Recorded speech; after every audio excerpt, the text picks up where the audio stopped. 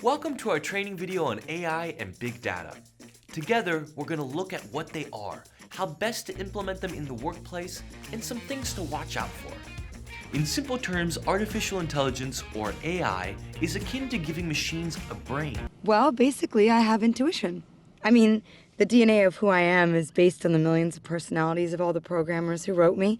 But what makes me, me, is my ability to grow through my experiences. Every day, organizations collect, process, and store vast amounts of data, including sensitive personal, financial, or proprietary information.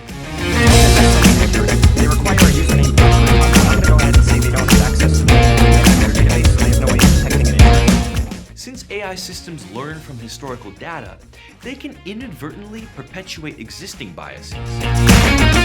Passing by, saw the accident, and jumped in the water.